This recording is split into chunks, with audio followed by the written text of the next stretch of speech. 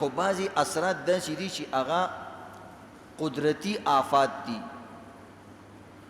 او د الله د طرف نه بعضې منظور خبرې دي. نو بعض خو هغه دي هغه الله د وجې نه راځي، الله مقرر کړي دي، لکه مرګ راځي، انسان بوډا کیږي، د انسان عزتمندو بعضې بیماریانې په انسان راځي. نو بعضې څیزونه د الله د طرف نه لیکلی شوي دي، ورځ راځي، شپه راځي، مالداری راځي، غریبي راځي. نو په دې کې بعضې د الله د طرف نه به طور امتحان راځي او بعضې قدرتي دي، تکویني امور دي، به خامخا راځي، که ته ښه سړی که بد سړی، او چې که مسلمانی که کافري، بوډا کېږي به هم او مرې به هم. دا بعضې څیزونه لازم دي. بعضې دا نور کارونه دي، نو دی کې هم بعضې قدرتي راځي، الله رب العزت د دې انسان امتحان علي، او الله ته حق شته چې د انسان امتحان والي. یو سکول والا له موږ پیسې ورکوو، موږ پې خرچه کوو، الټه هغه زموږ د بچي امتحان علي او هغه باندې یو یره تېروي. که یو سړی سکول والا ته ووایي چې بھئی زه تاله پیسې هم در کوم او دغه رنګې د چوټیانو فیس هم در کوم،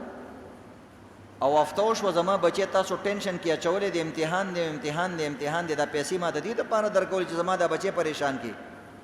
اب ورته زه بابا ته قمقلې او بچی دې د سکول نه وباسه. په دقه امتحان باندې د انسان کلکیږي، مضبوطیږي، یو درجې ته رسي. نو د دنیا یو مور پلار هم یو سکول، کالج، یونیورسټي، یو ادارې ته دا نه وایي چې زما د بچي نه امتحان مه اخله. نو دغه رنګې الله ته هم ته نشي ویلی په ارام کښېنه، ځکه الله ستا مالک دی چې ته دې عارضي پلار ته او چې کوم سکول والا ته پیسې ورکې د هغوی ته نشي ویلی. نو الله ته ستا څه حیثیت دی چې ته به الله ته وایې چې دا مه کوه او دا وکړه. دا مضمون تاسو ته اکثر بیانېږي، بار بار بیانېږي. او کله ناکله عزتمندو زموږ او ستاسو زندګۍ کې چې دا انقلابات راځي، حالات راځي، نو د دې سبب عزتمندو یو خو امتحان د الله د طرف نه، او هغه امتحان د کامیابۍ دپاره وي. څنګه کامیابۍ دپاره چې ته الله طرف ته ورشي. اکثر چې سړی بیمار شي توبه وباسي، بس الله یې ګناه معاف کړي. یعنې د بیمارۍ عزتمندو د ګناهونو معافۍ سره څه تعلق دی؟ خو نه، الله وایي شته. او دویم کله ناکله عزتمندو انسان داسې ګډې وډې کړي وي،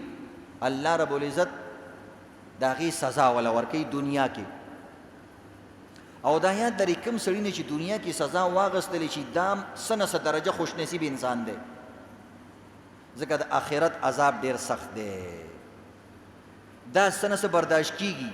هغه بیا د برداشت نه بار دی.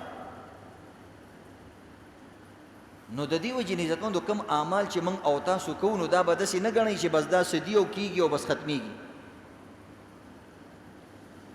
ها داسې وي چې موږ او تاسو ته کله ناکله د یو څیز اثر نه ښکاري. یو کار موږ وکړو بد، هغه ټایم ښه خوشحاله یو، واه واه مو شي، زموږ زړه ته خوشحالي میلو شي. نو موږ یو که چېرته دا ښه کار وشو، حالانکې هغې دننه عزتمندو تخم واچولی شو د بد. اوس به دا جرړې جوړېږي، د جرړې نه پس به بیا تنه راخېږي، د هغې نه پس به بیا اثر شروع کوي. نو هغه بوډاوالي کې اثر روځي، ځوانۍ کې اثر روځي، 10 کاله بعد اثر روځي. نو اثر د هر یو څیز دا یاد لره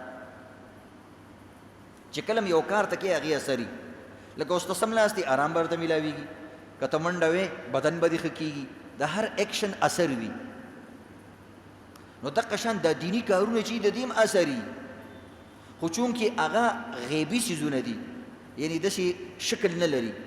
نو د دې وجې نه د هغې د اثر هم تا ته دې وخت کې شکل نه ښکاري. دې ته معنوي څیزونه وایي. نو د دې اثر هم پټي او وروسته راوځي. لکه یو کله ناکله موږ یو شوګر ټیسټ وکړو، معده کې هم فرق وي. ډاکټر وایي لکه تا ته به کال پس شوګر لګي، چې موږ ته څه شوګر لګي، او تاسو د خدای د کوره راغلی مخکې نه خبرې کې. هغه وایي وروره تا په دې 10 کالو کې دومره الواګانې، چیني، میټایان پاس کړي دي چې لین دې کراس کېږي. نو عزتمندو که د دغه ډاکټر خبره دې ومنله، نو کېدای شي یو څو کاله چې کوم دی الله رب العزت تا د دې شوګر بیمارۍ نه نورم محفوظ کړي. او که شروع دې کړله نو عزتمندو خرابېږي به، ځکه اثر یې د دې څیزونو. دغه شان د دې نیک اعمالو د بد عملو اثر یو ورځ یو با پرده ښځه وه او هغې یو نیک سړي سره واده وکړو او عزتمندو دې ښځې سره په دې شرط واده وکړو چې زما د پردې به ته خیال ساتې ته ما د دې وجې نه منتخب کړې چې ته ښه سړی نو زما د حیا د عزت او زما د پردې به ته خیال ساتې هغه ویل بلکل ما ته هم داسې ښځه پکار ده چې حیا نه کوي پرده داري نو شروع کې عزتمندو یو کال 2 کاله پورې دې سړي د دې ښځې د پردې د حیا ډېر زیات خیال ساتو په دې دوران کې د دوی یو بچی وشو نو بیا دې سړي باندې دا تکلیف او دا کار او خرچه لږه زیاته شوه نو د ځان مخکې به یو پټی کو به یو بل پټی مو نیولو کروندې زیاته کړه فصل زمینداری زیاته کړه نو مخکې به د داسې چل کو چې په خپله به دې روټۍ پسې راتلو او کور نه به ځان له وړه یا به دلته وخوړله بیا به لاړې کار له نو په دې 3 کال باندې دې ښځې ته وایي چې ما باندې کار زیات شوی دی نو ته داسې چل کوه دا روټۍ ما له را رسوه پټي ته هغه ویل ګوره زه چې په لاره درځمه کله یو ګوري کله بل ګوري ما ته ډېر سخت تکلیف وي د خلکو دا سترګې عزتمندو تیرونه دي او حدیث کې راځي دا د شیطان د تیرونو نه یو تیر دی نو د شیطان تیر خو بیا ډېر تیز نو ما ته ډېر تکلیف کېږي هغې ورته ویل ګوره ګزاره به کوو بس څه به کې خیر دی بورقه خو دې په سر کړي او ارسئ او هلته کار ګران دی ارس ګراني راغلی مهنګایي راغلی ده هغې ویل زه صحیح ده خو ګوره ما ستا واده کړې وه چې ستا د حیا د پردې او د دې شیزونو به خیال ساتم هغې ویل دعا خو دومره خبره نه ده هسې اسمان دې په سر اوچت کړی دی او ټولې ښځې ګرځي او تا رانه ځان نه فرشته جوړه کړې ده څه غریب هغه شو هغه ویل ګوره د انسان په زندګۍ باندې د هر عمل اثري هغه ویل دا څه خبره ده او د دې به څه اثري ویل زه صحیح ده کال نیمه هغه دغه ته لاړ نو بیا عزتمندو یو بل ماشوم یو شو څه وخت پس چې کوم دی دا سړی مالداره شو ترقي وکړله نو زمونږ عجیبه خلک دا دی چې کله سړی مالداره شي نو د دوی په بدن باندې کپړې کمې شي د مالداره خلکو د ښځو په بدن باندې کپړې نری مي او کمې مي لوپټې نه پرتوب کې سوري کړي وړې وړې کپړې استعمالوي او موږ او تاسو دې ته ثقافت وایو دا په موږ او تاسو کې مشته عزتمندو زمونږ دا لږ لږ چې مالداره شوي د دوی ښځو کپړې ټیک د نری کړي نه دي خو تنګې کړي دي پر ورته روان یو هغه طرف ته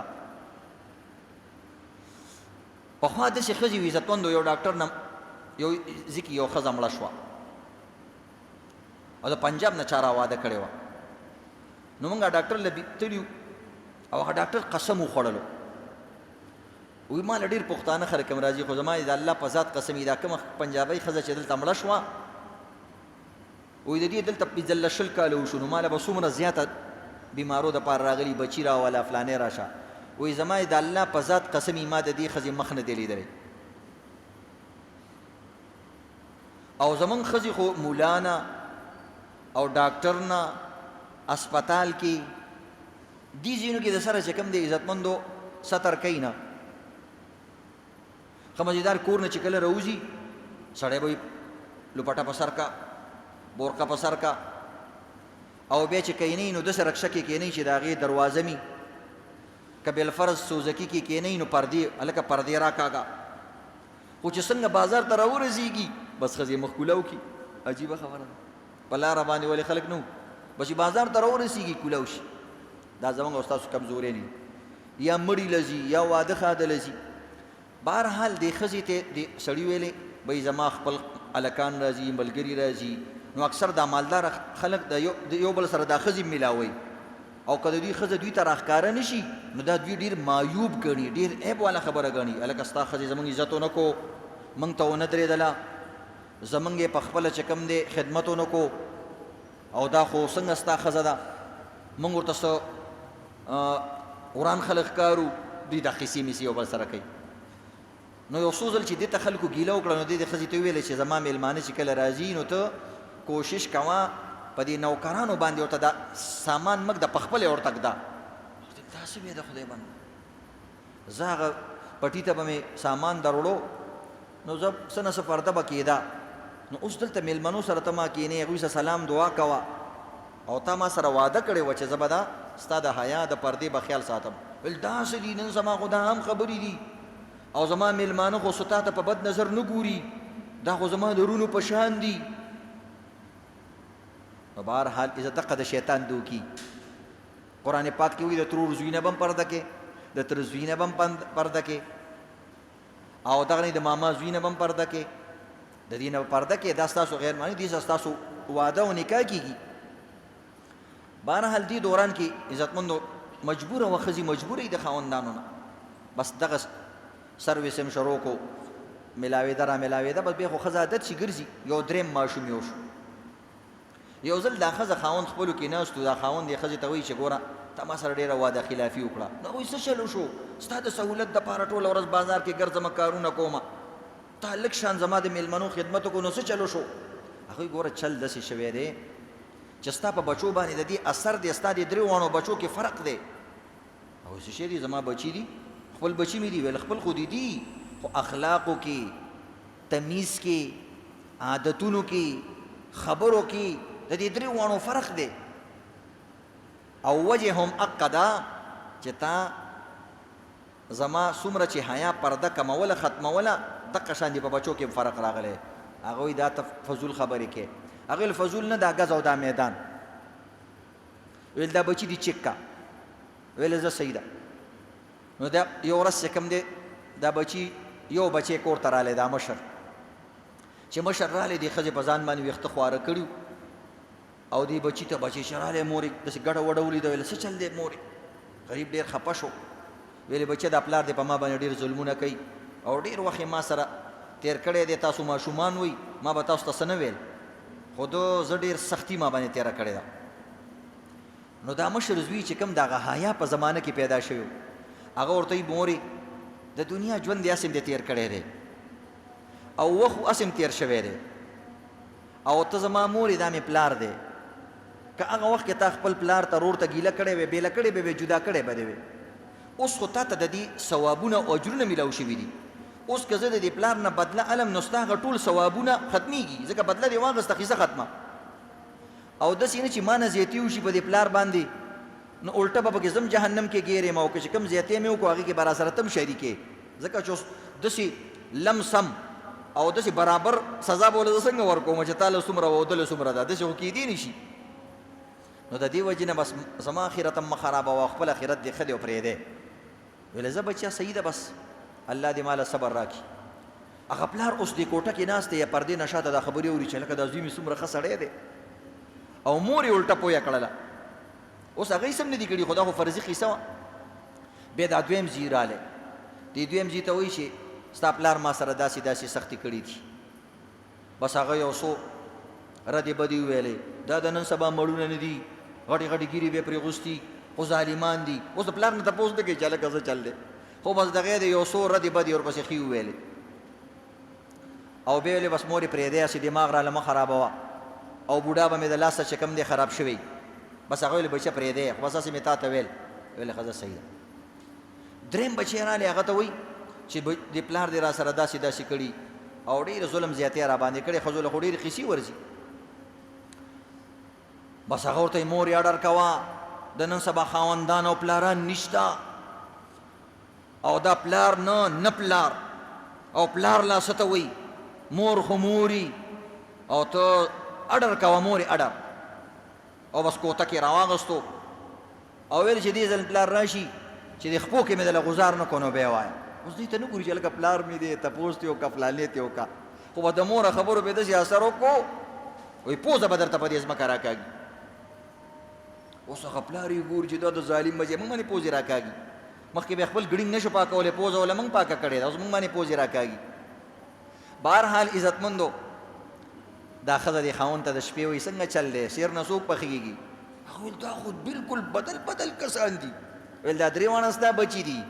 دا یو د هغه وخت بچی دی چې ما به حیا کوله، پرده کوله، تا به زما د حیا عزت خیال ساتو، دا په هغه وخت کې پیدا شوی دی. دا دویم چې سره ګزاره وکړله، نو هغه وخت کې تا ما سره ګزاره کوله، صرف پټي ته به دې راباندې وړل راوړل کول، نور دې راباندې ډېر خیال نه ساتو، نو به دغه بچی دې ګزاره حال دی، بس کوته کې د پسې راوانه غوستو نور یې در پسې هر څه وویل. او دا دریم هغه دی چې تا کله مانه شوپیس جوړ کړو د خلکو مخې ته یې ګرځوله ما زما په بدن باندې د هغوی غلط نظرونه پرېدل زما نظرونه غلط ځایونو باندې پرېوتل د دقې اثر په دغه ماشوم باندې وشو. نو اوس دې دا چې کوم دی خیر دې نشته که دا رالی هغو ته یې زر زر ورته ووایه چې ګپ مې لګو سړی مې چېرته لاره کې بانډه نه کي. نو بهرحال عزتمندو دا به نه وی چې یو کار وشو او بس ختم شو. دا د الله یو رب العزت یو سیسټم دی.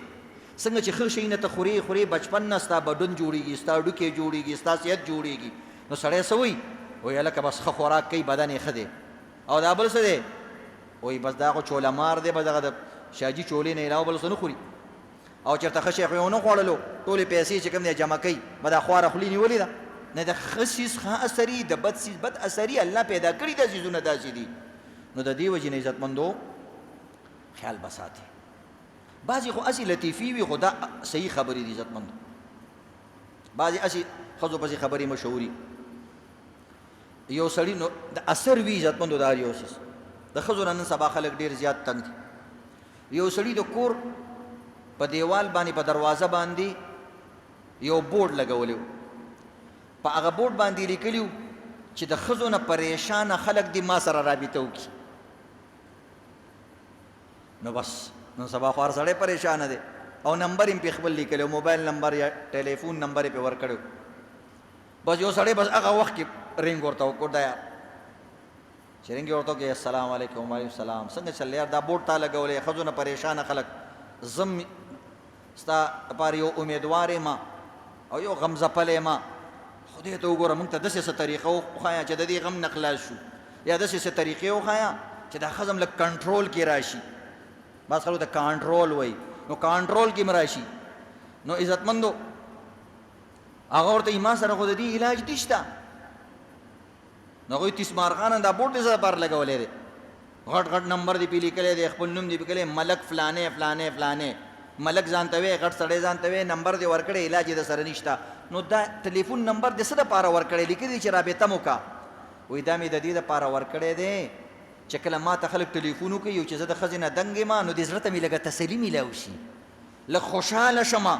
چې زه صرف په دې غم کې ګیر نیم زما سره نور هم غم ځپلي شته. نو کله چې بیماري په ډېرو خلکو راشي نو بیا سړی هغه بیماري کمه محسوسېږي او چې صرف ته بیمار او ټول خاندي نو بس بیا هغه بیماري غټه محسوسېږي. نو دا وایي د زړه د تسلۍ دپاره چې کله ته ما ته ټلیفون وکړي یو کس نو زه یم مړه ستا په شان ډېر لالاګان ګرځي ته هم پکې ګرځه. نو د زړه د تسلۍ دپاره مې وایي دا لیکلی دی چې داسې ځان په شان کس وګورم دا زړه مې لږ باغ باغ شي چې زه صرف په تکلیف کې نه یم زما نور هم یاران شته. بهرحال نو انسانانو سره چې کوم دا سلوک را پیش کېږي عزتمندو کله ناکله د مور سره داسې سلوک کړی د خور سره داسې سلوک کړی پردۍ ښځې سره یې داسې سلوک کړی بل چا سره یې کړي نو الله پکې په خپله کور کې په انسپکټره مقرر کړي چې تښتېدی هم ترې نه شي د جیل نه به چېرته تښتي او چې د جیل نه تښتي نو نور د باندې غټ کیس راځي ځکه پولیس والا له به دیکه ورکې نو نورې دفعې د باندې خیږي نو د ښځې نه چې جدا کېږي نو نورې قیسې درته جوړېږي دا یې ورور دی او دا مسخر دی او دا بچی دی او دا فلانې دی. نو بس عزتمندو د دې وجې نه بس جیل کې به وخت تېرې ښه په خندا خوشحالۍ باندې. نو دې طریقې سره بعضې کسانو ته دا ښځې هسې بو ښکاري نو دا بو نه کله ناکله زموږ لپاره امتحاني یا کله ناکله ته د دې نه غټ بو وي خو خپل شکل دې په هغه کې نه دی کتلی شیشه کې نه دی کتلی خو شیشه کې خو مې کتلی دی جي ډېر ښایسته سړی یم ګیره برید فلانې ډنګرې نه د معاشرې نه تپوس وکړه تا باره کې خلک وایي دا خامار دی تا باره کې خلک وایي دا سپی دی ستا باره کې خلک وایي دا مار لړم دی مار لړم وساته خو دې سړي سره ګوره یارانه ونه کړي نو چې ته مار لړم یې خو دلته دې ښځو له به هم دې ټکونه ورکړي که نه د یو لاس نه پړق نه خیږي. نو بعضې خلک صرف چې کوم دی په ښځو باندې ټولې لطیفې کوي ټولې خبرې اچوي. یو سړي د لطیفې په طور باندې ویلي دي وایي ښځې که ډېرې شریفې او دې کې 100% شرافت پروت وي هسې خلکو دا ښځې بدنامي کړي دي. سړی ورته حیران شو چې هلکه د ده به کومه فرشته ښځه چې دا و چې دا ښځو کې ډېر شرافت دی. هغه ورته هلکه واقعي ښځو کې شرافت دی؟ وایي بلکل. وایي شرافت د دوو ټکو نه جوړ شوی دی شر او آفت. نو 50% پکې شر دی او 50% پکې آفت. نو شرافت یعنی شرافت.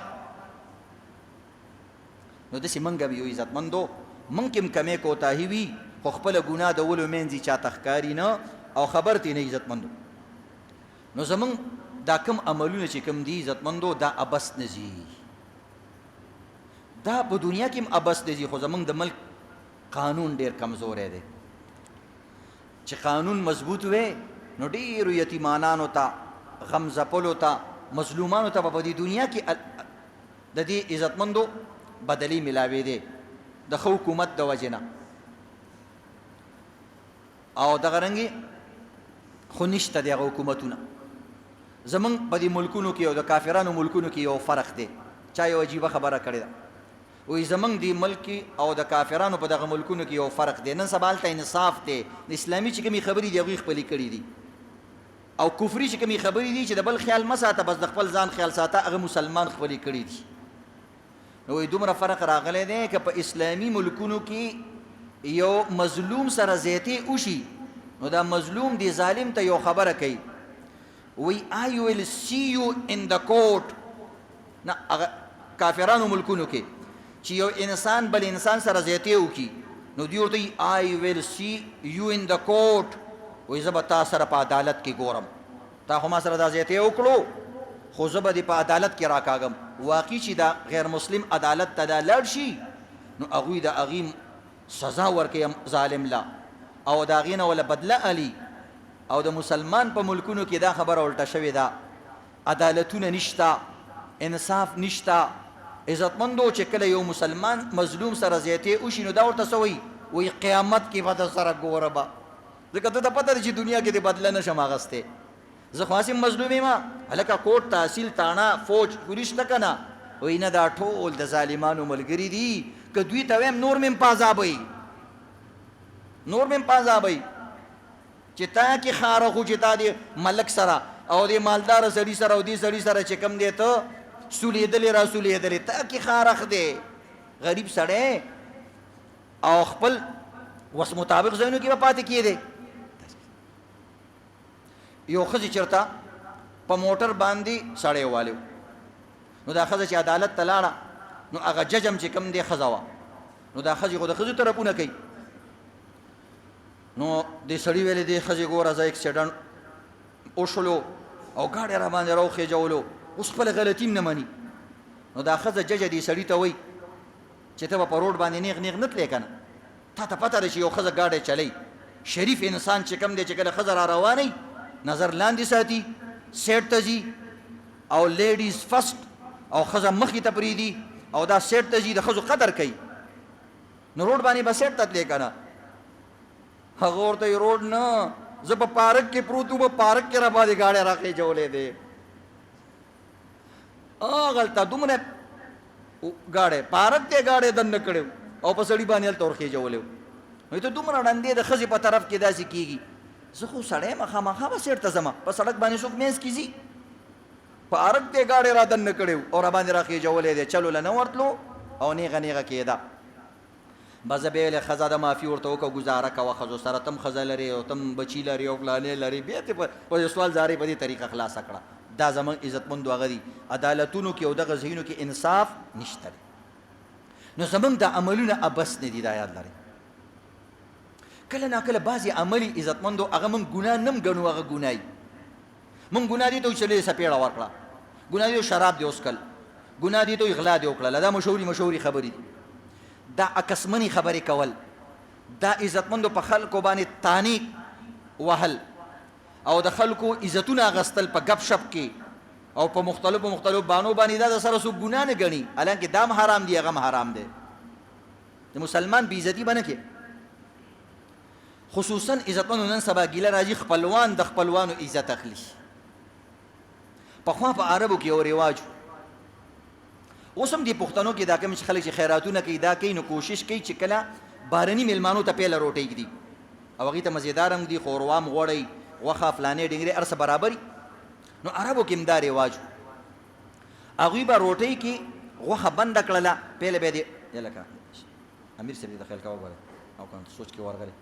زما د یوسف باندې دا بیان ډېر اثر کوي، بس کله ناکله دې بیان نیمه کې پاتې او بس مونږ بیا بیان پسې ګرځو هغه میموري کارت کې. بهرحال نو هغه خپلو پردو له به روټۍ کې غوښه بنده کړله او له به یې ورکړله چې دوی ته لرې ځینې اکثر راغلي او د میلمه دغه قدر هم زیاتي، خپلوانو ته کم هم میلاو شي، خلک وایي زه خپل سړی دی څه به نه وي. نو دا روټۍ دغسې تقسیم کړله، اخره کې خپلوانو له چې کم دی خپل رشته دارانو له خالي روټۍ بیا ورکړه، یا چاله به پوټې کم ورکو، تیکه به یې کمه ورکړله، لږه لږه بیا ورکړله. یو ځل دغه شان عربي خپلوانو باندې دغه دعوت یې کړی نو روټۍ تقسیموله، وروسته کې میلمنو ته چې پوره کړه نو خپل هغه خپلوانو له خالي خالي روټۍ ورکړه. نو وروسته یو خپل ورپسې آواز وکړو، ویل فلانیه، ویل ها، وایي ما له خو دې خالي روټۍ راکړې ده. سړی ډېر بې عزته شو، ځکه بنده روټۍ به یې ورکوله نو هغه خالي او د بنده چې کوم کې به پوټې پروت و د دې په پته نه لګېدله. خلکو ویل که یو شان تقسیم شو، خو چې دې رشته دارانو به وکتل که خالي به و نو ویل زه بس خپل سړی دی، روټۍ به کمه شوي، سچل به شوي، میلمانه به ډېر راغلي، خو دې خپل د دې خپل عزت برقرار ونه ساتو. دغه ټولو میلمنو په مخ کې وشمرو چې روټۍ نشي ورکولی، خالي روټۍ ولې ورکې؟ سړی ډېر زیات خفه شو چې دا زما خپل دی، د دې میلمنو په مخ کې داسې بې عزته کړم. نو بس هغه د خوله نه ورته یوه عجیبه جمله ووتله، هغه ورته ویل خیر دی، وایي ما ویلې که ته زما خپل یې، به دا یو زبردسته کنځل ده. ویل ما ویلې که ته زما خپل یې، ما ته څه پته دی چې یعنې ما ته څه پته چې ته پردی، تا خو د پردو په شان آواز وکړو، او دې شرمولم د خلکو په منځ کې، ما خو ته خپل ګڼلې، زړه مې ګڼلې، رشته دار مې ګڼلې، خو دا تا چې کوم آواز وکړو دا د رشته دارۍ آواز نه دی، دا د خپلولۍ آواز نه دی. یو درنه خبرې ورته وکړه، ویل تا له ما خالي روټۍ د دې وجې نه درکړې وه چې ته زما خپل یعنې په ما به پرده اچې، خو چې تا ما باندې پرده وانه چوله، اگر چې زما د تروز وي، اگر د ماما زوی، وراره، خورې مې، رور مې، خو ته زما خپل نه. نو عزتمندو په هغه پردو کې یو کس چې کوم دی خپله غوښه راواغسته واغلی یې ورکړه، ویل دا واله موړ شپې. نو د دې وجې نه عزتمندو اصل څیز دا وي چې انسان په بل انسان باندې پرده واچوي او د بل مسلمان خیال وساتي. دا یاد لري عزتمندو،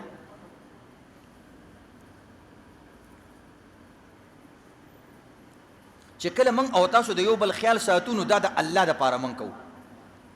لکه یو ماشوم سره چې موږ ښه کوو نو موږ یو چې دا پلار یې خوشحاله شي، دقرنګې چې مخلوق سره کله موږ ښه کوو دا د الله دپاره کوو او الله د چا بدلم ځان سره نه ساتي. او الله کافرانو له ورکې نو ته تعالی خو خامخا درکوي، تا دپاره خو آخرت هم جوړ کړی دی. الله وایي زه د چا حساب کتاب ځان سره نه ساتم، د چا قرضونه نه ساتم زه ځان سره، الله بدله ورکوي. خو عزتمندو چې کله موږ او تاسو د خپل ځان سره د بل غم هم کوو، کله چې موږ د بل د خوشحالو غم کوو الله موږ ته په دې لږو خوشحالو کې برکت واچوي ډېرې شي، او کله چې عزتمندو موږ د خپلو خوشحالو صرف غم کوو د بل د خوشحالو غم نه کوو نو موږ باندې هغه خپلې خوشحالۍ قیامت شي. یو استاد یو ځل شاګردان په دې خبره پویول، په دې خبرې پویول نو سټوډنټان شاګردان یې ناستو، ټولو له یو یو پوکاڼۍ ورکړه، څوکو ته پوکاڼۍ وایي، څوکو ته پوکاڼۍ وایي، غباره هغه یې ورکړه، ویل دا والې، ویل دا وپړسوئ. هغه ټولو شاګردانو مثلا 100 کسانو 100 غبارې پوکاڼۍ ورکړې، هغوی وپړسولې، وایي خپل خپل نوم پې ولیکئ. هغوی پې نوم ولیکلو، بادام ګل، ډیران ګل او خنډې، بونډې، لنډې، چونډې، هر سړي پې خپل نوم ولیکلو، زموږ پښتنو خو دغه نومونه یې نو دی پې ولیکل. بیا ورته داسې چلو کوي چې دا غبارې دا پوکاڼۍ وغورځوئ، یو بل سره مکس کوي. نو هغوی ټولې وغورځولې، راوغورځولې نو ګډې وډې شوې، رنګونه د ټولو پوکاڼو یو شان. اوس پکې پته نه لګېدله چې زما پوکاڼۍ کم ده. بیا دی پروفیسر دی استاد دی الکانو ته وویل چې اوس پکې خپله خپله پوکاڼۍ راونیسئ، کم کس چې په څوم نمبر باندې خپله پوکاڼۍ راونیوله بس هغه ته به هغه درجې میلاویږي. مثلا 100 کسان یې چې چا اول راونیوله هغه ته مثلا 1 लाख روپۍ، چې ورپسې چا راونیوله هغه پسې 90,000 فلان فلان فلان داسې به ورته میلاویږي. ټول خپل خوشحالۍ ته وکتلې، هر سړي ویل چې دا د 1 لک روپو ما ته میلاو شي، ویل ځکه نه نو چې دا د 80,000 روپو انعام خو میلاو شي. او به دا درس دروس شروع را پوکاڼو پسې ګرځي، نو اکثر پوکاڼۍ خو پکې ماتې شوې، عزت ختمه. خو بیا خو هم چاته پته نه وه چې زما والا پکې ماته ده که نه ده، یو رانیسي ګوري درس دروس، نو پوکاڼۍ خو پکې اکثر ماتې شو. خو دې دپاره لیمټ ټایم هغه ورکړی، ویلې وروره د دې دپاره نو دغه محسوس ټایم یې ورکړی او محدود ټایم یې ورکړی چې کله هغه ټایم تیر شو چا هم پکې خپله پوکړی نه پیدا کړی هغه ورته ویل انف بس قصه ختمه ټایم از اوور ټایم ختم چې ټایم ختم و یو زړي زره پوکړی دي یو شل دیرش بوکڼۍ پرتې وي بیا دې پروفیسر دې استاد ویلو دس چلو کوي چې هر یو کس یو پوکڼۍ راوالی چې هر یو پوکڼۍ م راواغسته هر یو غبار م راواغسته هېڅ خبره نه او داسې چلو کوي په دې باندې چې کوم نوم لیکلی دی هغه کس لی ورکوي نو بس چا مخې د کومه پوکڼۍ پرته وه نه شور شو نه جنګ شو بس خپله پوکڼۍ راواغسته چې چا نوم پې لیکلی ته ها حضرته دا ستا عمرانه دا ستا په 2 منټه کې دنه ټولې پوکڼۍ تقسیم شوې او هر یو ته خپله پوکڼۍ ورسېدله بس ټولو سر تندې وتړو چې مخکې م داسې کار کړی وی لږ سوچ سره لږ سمج سره به یو پوکڼۍ م راغستی وی چې د چا نوم یې ما کوشش کړی وی هلکه واله زه ته دې اول نمبر راشي خو دا دې واله زه به بل نمبر راشم کیدای شي هغه سره زما پوکڼۍ وی ما را کړی وی استاد ورته وایي تاسو ته څه عبرت او سبق حاصل شو ریزلټ دا شو چې ګوره کله انسان خپله خوشحالي لټوي او دا د بل مسلمان د بل خپلوانو رشته دارانو ګاونډیانو هغه حقوق پایمال کوي صرف خپل زما میم زرما ټوله زما خپل فکر کوي نو دله دا خپله خوشحالي په لاسونو باندې نه ورځي او چې کله تاسو وکتل نو تاسو ته ټایم ډېر خو خپله خوشحالي م لټوله خپله خوشحالي لاس باندې درنه ده کله چې ستاسو ذهن بدل شو چې بل لی ورکه په 2 منټو کې ټولې پوکڼۍ راغونډې شوې او ټول م یو بل له ورکړې خو اوس یې فایده نشته انعام خو دنه لاړو ټایم لاړو دکه شان عزتمندو چې کله م خوشحالي رالی نو لږه تقسیموی لږ د ګاونډي لږ د فلانې تا ته پته ولګېده چې هلکه نن ما کاروبار خټېټ وکړلو نن چې کوم دی 20 منټه مخکې دوکان بند کا 20 منټه مخکې دوکان بند کا ولې وایي پرېږده مړ شي نور ګاک راځي دا نور دي موږ کله نه کله داسې چل کوو عزتمندو چې ښه ګاک راشي پلاني سره ناستي نو هسې ورشو او دوکاندار سره سلام دعا شروع کړو څنګه یې ښه ټیک ټاک فلاني دي هغه څه پکې لاس دغه څنګه چل دی ډېر وخت شو ښکاري نه لکه مطلب اوس بې لاس نه نیولی ته راځه که تا سره مې لږ کار دی داسې خو سامان د باندې خرڅوم بعضې دونو بس هلته ډېر روان کړي خپل دوکان ته پوځي دا یاد لرئ عزتمندو خوشحالۍ تقسیموئ او دا چې کوم څه چې تقسیمیږي دا زیاتیږي عزتمندو دا زیاتیږي څومره چې دانې خوري وري اولي نو زیات فصل به راخیږي عزتمندو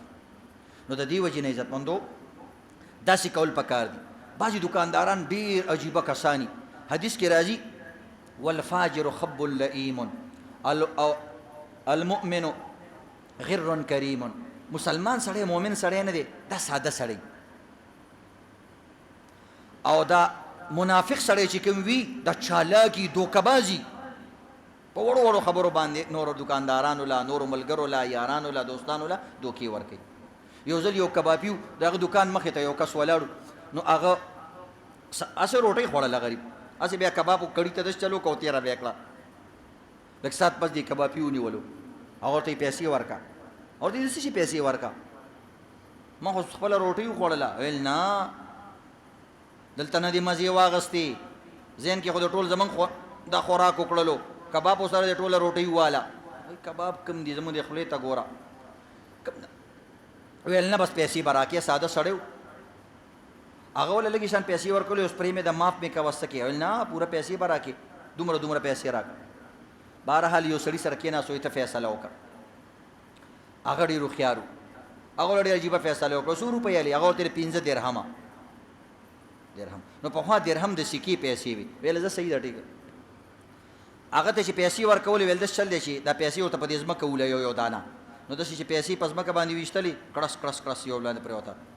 نو هغه راواغستله بیا بله روپۍ ویشتله کړس کړس بیا هغه راواغسته چې کله 15 روپۍ راواغستې وي اوس دا دې سړي ته واپس کا ویل ولې واپس کا پیسې دې هله ما ته خو چې واپس کا ویل ګوره بس تا ته حق ادا کو بس څنګه حق ادا کو ویل ګوره دا چې کباب خوړلی نو حقیقت کې په خوله نه و خوړلی صرف په پوزه باندې خوشبو راښکلې وه صحیح شو نو د خوشبو پیسې دومره حق کېږي چې کله دا پیسې په دې ځمکه ویشي دا کړسار خو تا په دې غوږونو واورېدو که نه ویل او وایي به دغه کړسار د دې قیمت دی تا هغه په پوزه باندې خوشبو او د هغې راښکلې وه او تا په غوږونو باندې د پیسو کړسار واورېدو بس دقې قیمت دی دغه دله کافي ده پیسې ورته واپس کا نو مؤمن سړی به سړي له دوکه نه ورکوي عزتمندو په وړو وړو خبرو به بل نه دوکه کوي دې ټولو به اهتمام کوو که نه انشاءالله الله دې عمل کولو توفیق راکړي